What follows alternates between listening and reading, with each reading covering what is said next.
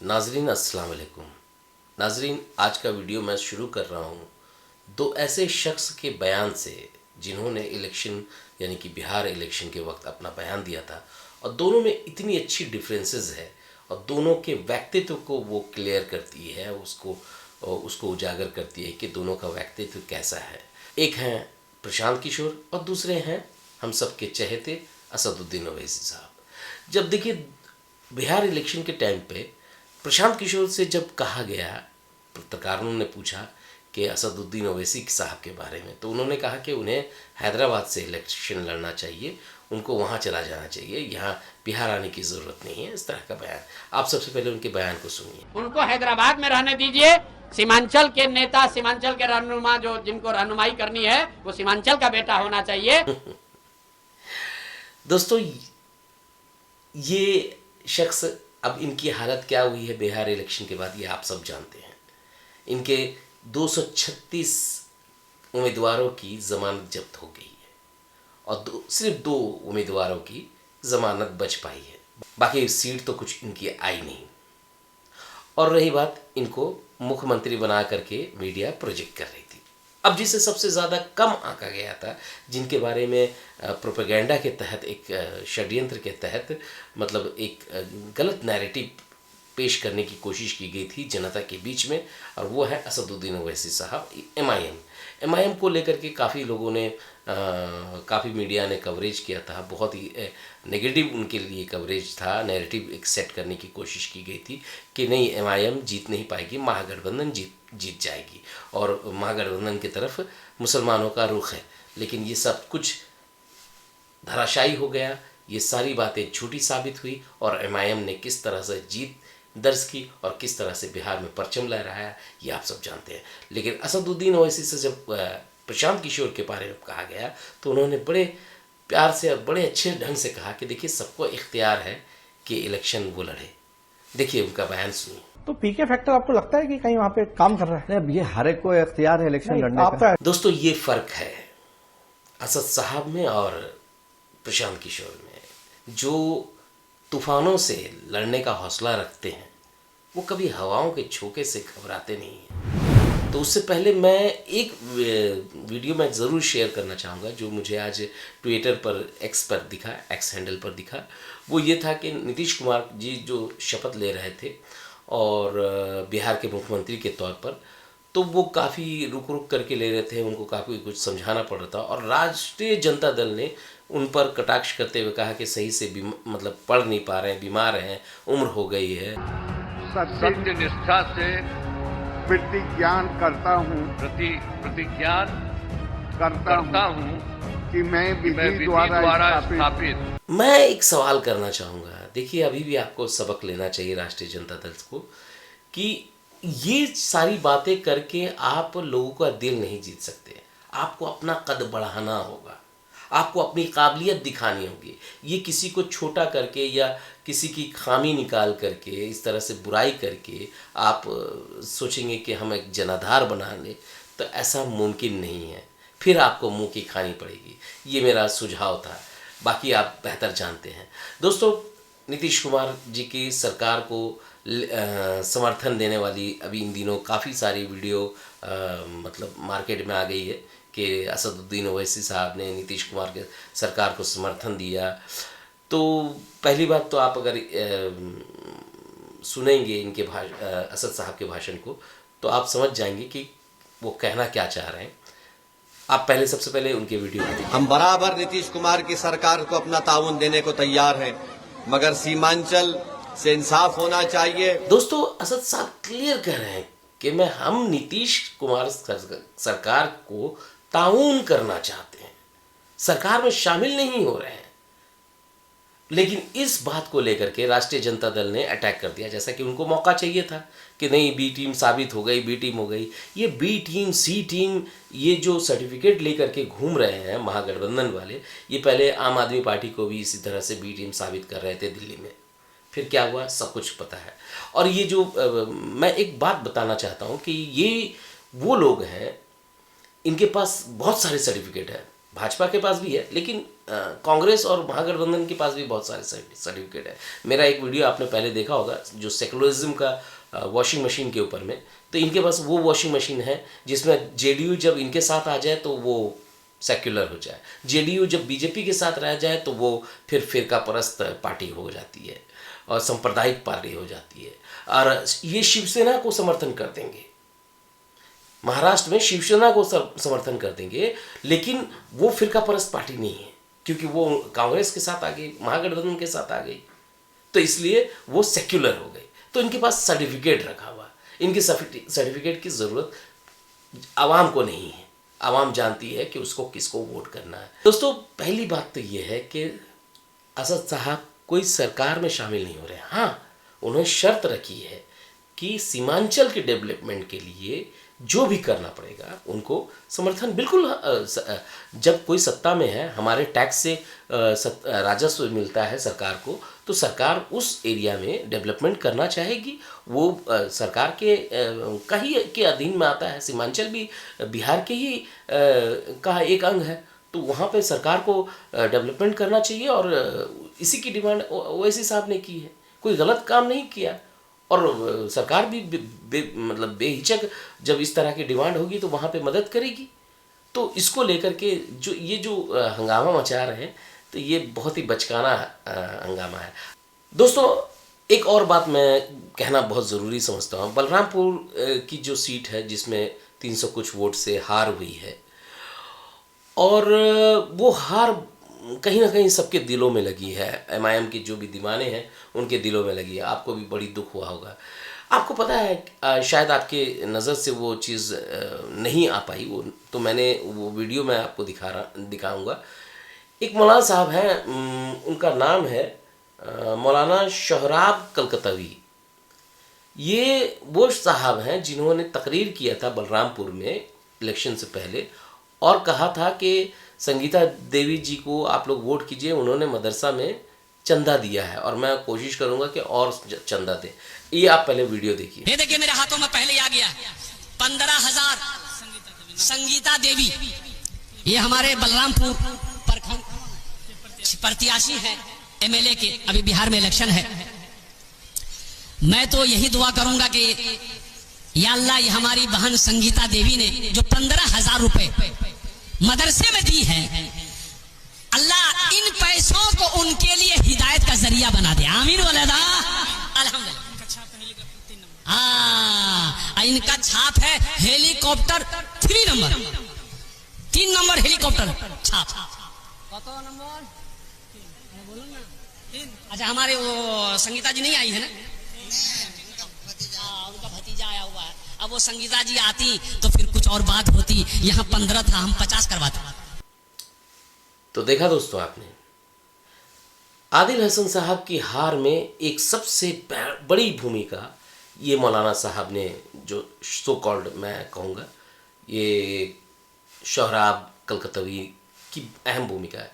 ये कुछ वोट तो काटे होंगे जो उनके जलसे में आए होंगे, उनके दिमाग को कहीं ना कहीं उन्होंने डाइवर्ट करने की कोशिश की, कहीं ना कहीं उन्हें भ्रमित किया, कहीं ना कहीं उनको कंफ्यूज किया, वरना आज आदिल हसन साहब जीतते।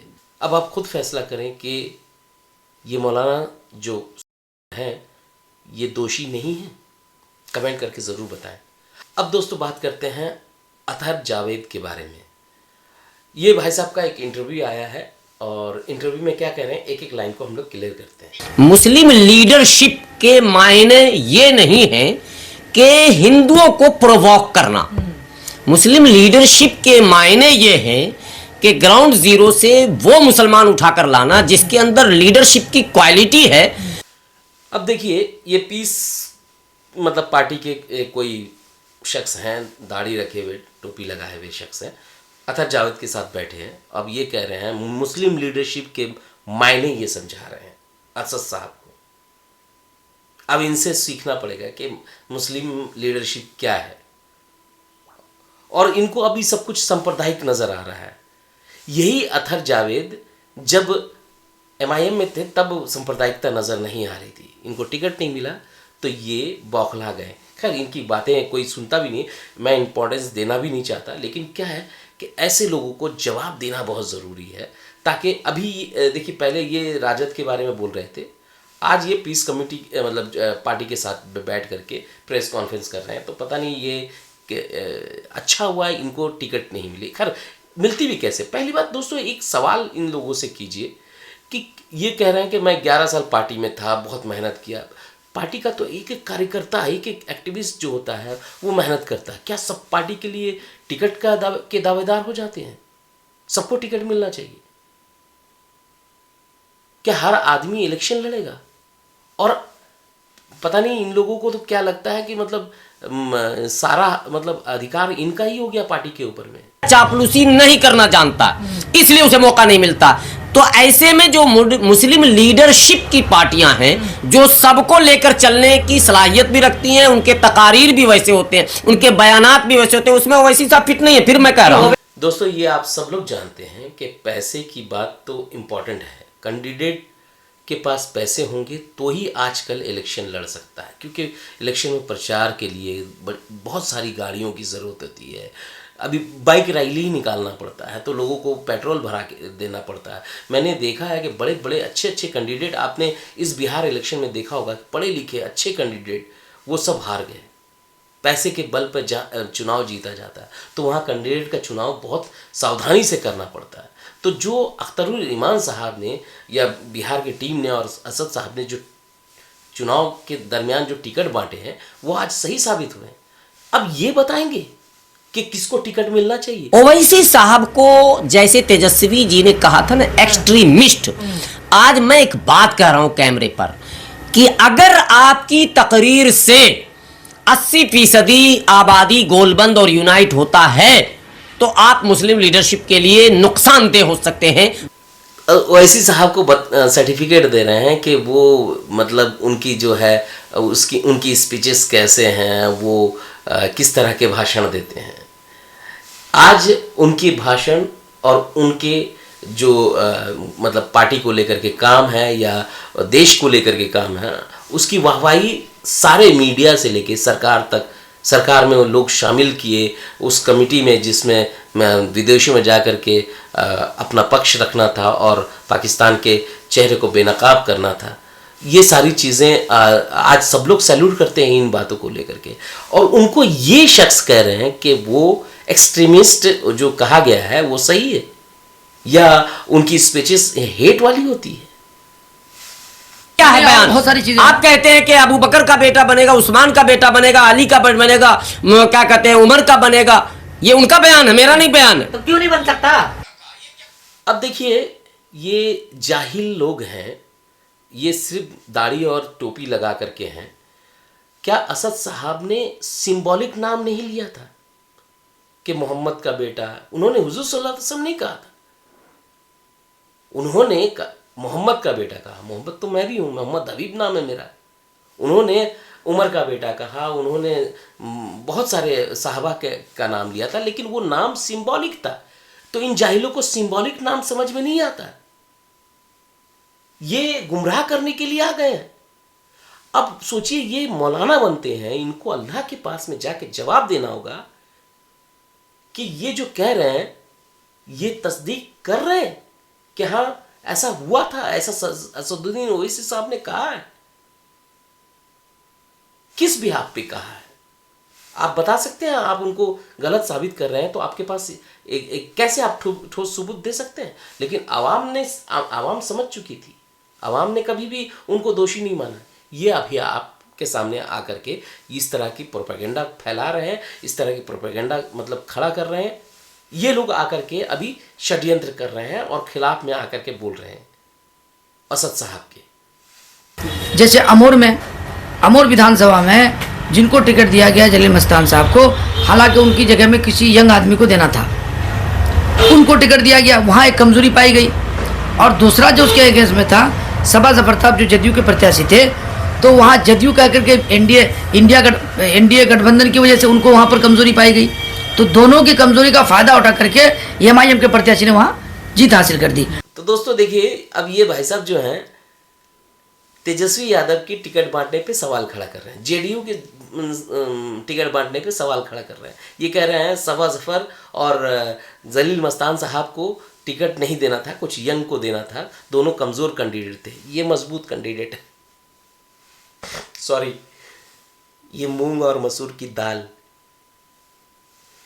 तौबा तौबा, ये आदमी लीडरशिप करेंगे। अब ये पीस कमेटी मतलब पीस पार्टी के साथ जाके बैठे हुए हैं, तो ये इन लोगों का कोई अहमियत नहीं है दोस्तों। मैं सिर्फ यही बताना चाह रहा था, ये वीडियो को बताना चाह रहा था कि ये इस तरह के अफराद आते रहेंगे और ऐसे लोग कन्फ्यूज़न पैदा करने के लिए मतलब आपके बीच में इस तरह की दलीलें रखेंगे। तो आपको अपने जहन का इस्तेमाल करना है और आपको अपने दिल का इस्तेमाल करना है। जिस दिल में जो बसता है उसको ही वोट करना है। अब दोस्तों, इनकी बातें अगर आपको समझ में आ गई हो तो मुझे कमेंट में ज़रूर समझाएं। लेकिन मैं इनकी बातें कैसी थी, मैं उसके लिए एक वीडियो बड़ा फ़नी सा है वो आपके सामने पेश करना चाहता हूँ। देखिए, बड़ा मज़ा आएगा। ये देखिए, स्कूल का जो है ना, वो स्पेलिंग कैसे लिखना चाहिए ये मास्टर साहब समझा रहे हैं। स्कूल की सही स्पेलिंग ये होती है, ये गलत होती है। क्योंकि कुछ लोग क्या करते हैं, ये वाला ओ है उसे यहाँ लिख देते हैं और ये वाला ओ है उसे यहाँ लिख देते हैं। लेकिन आपको ऐसा नहीं करना है, आपको ये वाला ओ है वो यहीं रखना है। तो दोस्तों, देखा आपने, स्कूल ऐसे लिखना चाहिए। तो ये जो हमारे जो आथर जावेद हैं और ये जो पीस पार्टी के जो सो कॉल्ड नेता है, ये बता रहे हैं कि क़यादत की परिभाषा क्या होती है। तो ये स्कूल की स्पेलिंग की तरह इनकी भी क़यादत की परिभाषा है जो समझ में नहीं आता है। खैर एनीवे, तो दोस्तों, ये बड़ा ही मतलब इंटरेस्टिंग था। मैं इसीलिए आपके सामने ये वीडियो लेके आया हूँ। और अगर आपको अच्छा लगा तो कमेंट करके ज़रूर बताइए। कैसा लगा मुझे ज़रूर बताया कीजिए, अपनी राय ज़रूर दिया कीजिए और लाइक कीजिए, सब्सक्राइब कीजिए, मेरे साथ जुड़े रहिए। मैं इसी तरह की MIM की बातें लेकर के आता रहूँगा, क्योंकि हम हैं मजलिस के दीवाने। मैं मिलता हूँ आपको अगले वीडियो में, तब तक के लिए अलविदा, अपना ख्याल रखिए। जय हिंद।